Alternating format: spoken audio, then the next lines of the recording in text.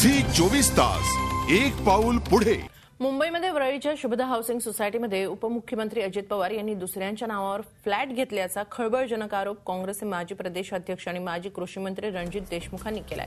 आदिवासी आणि इतर मागास वर्गासाठी आरक्षित असतात असे 8 फ्लॅट पवार यांनी इतरांच्या नावावर विकत घेतल्याचा दावा देशमुखांनी केलाय। यातला प्रत्येक फ्लॅट 600 चौरस फुटांचा आहे। काँग्रेस खासदार विजय दर्डा यांनीही याच प्रकारे तिथे फ्लॅट घेतल्याचा दावा त्यांनी केलाय। तसंच गाळ्यांमध्ये केलेल्या बेकायदा बांधकामांबाबत भाजप नेते गोपीनाथ मुंडे यांच्या लक्षात आणून दिलं असता मुंबई महानगरपालिकेमार्फत प्रकरण पुढे जाणार नाही याची काळजी घेऊ असं मुंडे म्हणाल्याचा देशमुखांचा दावा आहे। महापालिकेत भाजप सेनेची सत्ता असल्यामुळे मुंडे असं म्हणू शकल्याचा दावाही रणजित देशमुखांनी केलाय। या इमारतीत स्वतः देशमुख यांचाही फ्लॅट आहे। आपल्याला बीएमसीची नोटीस मिळाल्याचं त्यांनी मान्य केलंय। अजित पवार तर आमच्या अजित पवारांनी काय माहीत नाही केलं, इलिगल ट्रान्सफर केला आहे नाही। त्यांनी 4 फ्लोअर्स घेतले, 8 फ्लॅट्स। म्हणजे आमच्या इथे काय एक 1200 स्क्वेअर फूटचे आणि दुसरे 600 स्क्वेअर फूटचे आहे।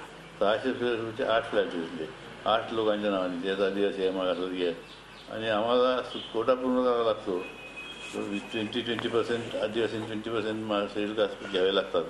तो कोटा पूर्ण होत नाही, कारण की पैसे भरणं शक्य होत नाही त्या लोकांना, म्हणून दुसरे लोक भरतात। आता आम्ही काही तसं केलं पण बाकीच्या लोकांनी केलं। अजित पवारचा इश्यू जो आहे, आपला विजय दर्डाचा इश्यू जो आहे, यांनी दुसऱ्याच्या नावाने घेतले आणि त्यांनी पैसे भरले आणि आपल्या ताब्यात दिले। झी 24 तास एक पाऊल पुढे।